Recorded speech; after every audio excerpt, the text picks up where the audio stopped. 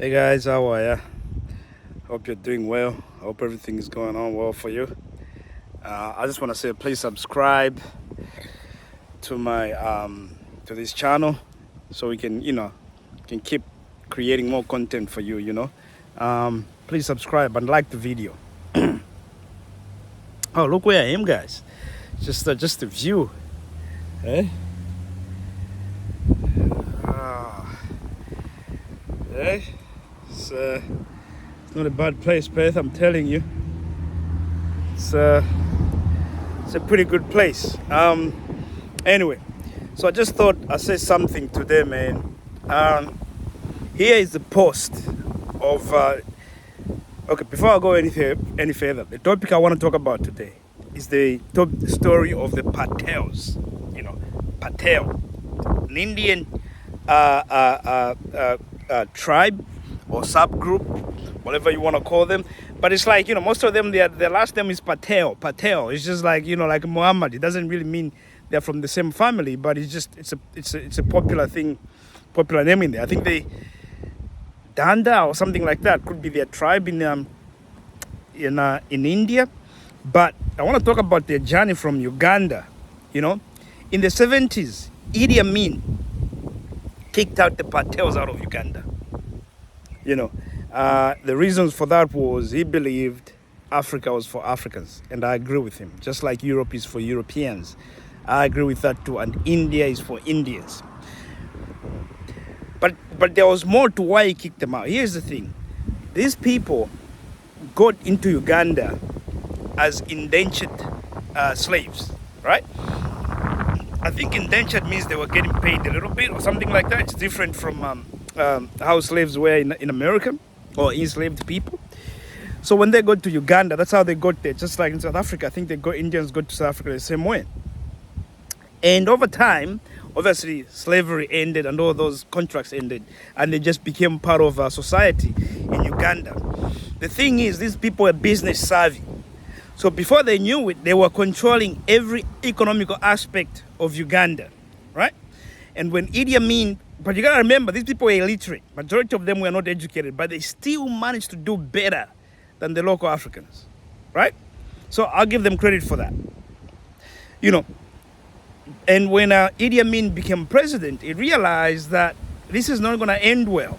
I think he could foresee a future where Africans were just the buyers, whereas they're not the owners of things. When you got money, then you can buy land. So he saw the danger of that.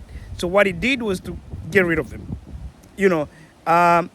Europe, England took some in. India, actually, the funny thing is that India didn't even want to take them in. They were from India.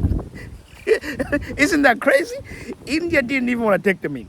The US took a few thousand in. They were spread, across the world, all over the world. But here's the story of a particular group that went to the US, because there's a lot of things I believe, not just Africans, but African Americans can learn from this. Here is a clip of Idi Amin making these people leave Uganda. I'll come back to it. The Asian community had only received an invitation to send representatives to meet the president overnight, and some of them frankly admitted that they were too frightened to attend. Finally, a dozen of their leaders gathered at midday at General Amin's house, the command post as it's called, to learn their fate. Then came the diplomatic representatives of Britain, India and Pakistan. This was the first time that our man in Uganda, Mr. Richard Slater, had been officially informed of President Amin's plans to expel the Asians. The High Commissioner did have some time alone with the President, while up on the open roof, ministers sat about with nothing to do. Even the diplomats were left waiting uncomfortably for the President to arrive, with only a smile from Uganda's roving ambassador, the former Princess Elizabeth of Toro, to brighten what must have been for them a painful situation. When President Amin finally appeared, he asked his guests to join him in a buffet lunch. By inviting everyone together in the presence of the press, he'd effectively denied any single envoy or Asian spokesman the opportunity to influence his decision. His mind was made up, his statement already in his pocket. Those who'd come hoping to negotiate found themselves merely an audience. It was clear that the President was standing firm on his decision to expel as many Asians as possible. With the exception of professional men, technicians and civil servants, Not only British Asians, but those of Indian and Pakistani nationality would have to go too. And even those who claim to be Ugandan citizens would have to prove it all over again if they were to stay. The president denied that his decision was either racialist or anti-British. The mass expulsion was purely in the interests of Uganda's economy. Actually, I took this decision for the economy of Uganda. And I must make sure that every Ugandans get a fruit of independence. Since independent, actually Uganda is not yet independent, I will say that. Even when the British handed over on the 9th of October 1962, the Uganda still not yet independent. Uganda will be independent after this, my decision, after I want to see that the whole Kampala street is not full of Indians. It must be proper black, and administration in those shops is run by the Ugandans. Would you like to get all Asians out, really, sir? Yes, they must go to their country. Even nationals of Uganda? If they want to go, they are welcome to go. What will happen to these people if they don't go by the time they're in? I think they will be sitting like they are sitting on the fire. I will tell you this. You just wait after 3 months. What will you do to them? Okay, you will see. You said you wanted Uganda. I think they will not sit comfortably here in Uganda. I will tell you this. I must actually tell you the truth. Have you asked the British to take them away, sir? That you are building transit camp for them if they are not going? I am not responsible for building them transit camp. Have you asked the British to take them away, sir? Yes, it is a British High Commissioner is here, his responsibility. Yes. I have told him. You've said you wanted to teach Britain a lesson, President. Why is that? And that is now lesson I am teaching the British. I am teaching now the lesson because I am correcting them from the mistake they had made. If they had think before earlier that there is African here who can even work and building the railway with the instruction given to them by the British, this problem will not happen. Isn't this going to end your friendship with Britain? I don't mind ending. What are you giving me? What is more you are giving me? British actually deceived me last year, giving me 10 million pounds. They never give up to now. When I had a really very critical problem of finance up to now. Now I don't want that man again. And now they have given, I think every year, 4.5 million every year. But this, even if they withdrawn or they take it away, it will not marking time Uganda even 1 minute. I must make this clear. But the British are my best friends. I wish I understood that. As the interview ended, the British High Commissioner, a lonely figure as he stood surrounded by Ugandan ministers, felt he must speak. I explained to you this morning the difficulties which my government foresees in what you were proposing this morning and what you have announced this afternoon. And I would like to make it clear that I had to reserve my government's position on the rate of admission of our Asian passport holders, UK passport holders, the responsibility for which we accept and have never denied. But the position of my government on that question, on the rate of admission, has clearly got to be reserved, and I have now got to report what you have decided and seek further instructions. And I would only like to conclude by thanking you for your friendly references to the British personally and for your hospitality. It was an extraordinary spectacle, and in its dialogue between the British High Commissioner and President Amin, open diplomacy at its most bizarre. And despite the exemptions and exceptions he's made, the President stands firm on his decision. Within 3 months, thousands of Asians will be thrust upon Britain, whether we or they like it or not. Richard Lindley, News at 10, at the Command Post, Kampala. So, America took a few thousand in. I can't remember the exact number. Don't quote me on that. It could be 4,000 or 40,000, something like that. It wasn't a big number, but a few thousands. Took them in, right? Remember what I said before. These people are illiterate, right? So they get to America, they can't speak English. And even if they could speak it, they're an accent that no one could understand them. They're not educated, so they can't really get a job. But you know what? They're business savvy. And as long as you're business savvy in the USA, you could do very, very well. You know, lesson number one for our brothers in America, African Americans, as long as you are business savvy in America, you will do very well, because America is built on business. It's money, money, money. All right? That's how things work. Okay? So what these guys realized was, how are we going to live in this country? Obviously, when you're a refugee, there's a little bit of money that they give you. And also, when they were doing business in Uganda, and when they left with some money, right? So this is what they started doing. They started buying up motels, okay?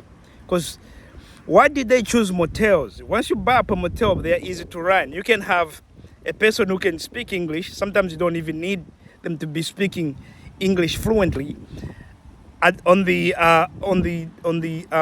reception, as a receptionist, right? As long as they can talk, hello, key, what do you want? You can give them that. And also, these motels are inexpensive, so it's not the Marriott and all those things where there's a certain standard of quality that you expect, or customer service that you expect, that comes with staying at an expensive hotel. If you stay at the motel, yes, your room might be clean, but don't expect a service that's out of this world. You know, it's a motel. You're paying 20, 40, $40 a night or something like that. You know, so they started by owning these businesses. But here is where they had an advantage. And that's what America is all about. You gotta find something that gives you an advantage. You know. So what they did was, when they were buying these motels. So what they started doing was, because there was a lot of them, right? You remember, they can't speak English. They were not educated. They were illiterate. They can't even go to school, because everything is taught in English. So one family might have, 15 people among it. So they'll buy a motel and basically sack all the workers there, and they took charge of that. So the whole family lived at the motel and then rented out the rest of the rooms. Okay, they might take up 2-3 rooms in which they lived. There was a kitchen. They would cook they would cook Indian food. It's something they already had, And what used to start happening was, because they were as a family, they came together as a family. Again, lesson number 2, don't believe people who tell you that you can't work with your family. Don't believe it. Because they were as a family, the labor costs were almost non-existent. So what used to happen is that these businesses started doing very well. So basically, they had more in profit than if someone had employed people, within the family. As long as they had food, they had accommodation, that's what that mattered. The rest of it was just profit. So the banks used to notice this. They'll go there, they'll see this motel start doing very well, money in the bank, and that's what that matters. This is why sometimes we gotta ask ourselves the question: when black people apply for, like, let's say, mortgage or whatever, and sometimes there's this thing where you say, oh, they have the same job and the same credit score as this other white guy, but the black guy got a higher interest rate. Sometimes some of these things, guys, end racism. It could just be like there's a record that the bank has that shows that every time they give it to a black person, they struggle to get the money back. It could just be like the bank has that record. And it might not be this particular person, but this is what you don't know. Everything we do is as a group. They put us into groups. Which group? If you are Jewish, anyone will lend you money. The moment you say Jewish, or even you have a name coin, they'll lend you money. Let's just be real. I know I might get cancelled for saying this, but it's the truth, because they have a good record. That's it. And you can see it. So sometimes when we just scream racism, we gotta be quite very careful, because these people actually, they're quite dark. All right?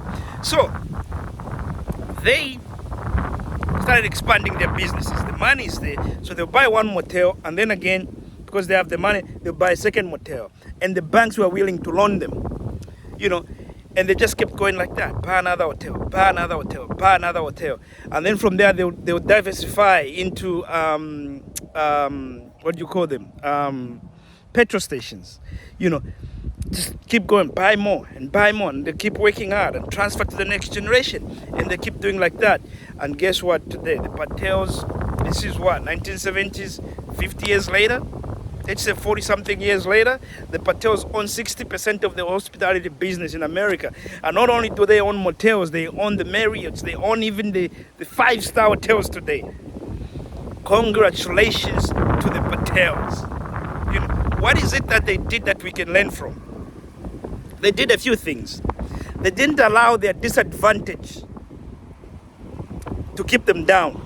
They find the equivalent of their disadvantage and find the equivalent of that in the advantage area and took that and then made their things better, make things work for them. They didn't sit down on their ass doing nothing and started crying about, oh, we can't do this, we can't do this, like some people do. You're crying out so much, no one is going to respect you. But if you work hard from the bottom, you put yourself up, people will respect you in this world, and that's what matters. Today, these guys control about 60% of the hospitality business in the US. And that's hard work and being business savvy. And forget about complaining. Just keep going hard. And the Patels have done an amazing job. It's something we can all learn from these people. Don't just look at your disadvantages in life. There's always an advantage equivalent to what you have. They believe they were hardworking. They believe they didn't need the prices like they pay like everybody else. They worked as a group. Two things that we can learn from that. You know, working as a family is very important. It's very, very important. We need to do away with this thing of saying, you know, don't work with your family. It's ridiculous. It works against us. And that's the story of the Patels. And I want everyone to do the research about these guys from Uganda to the US. And they've done amazingly well. Thank you. Thank you for watching this video. And please subscribe and like this video. Goodbye.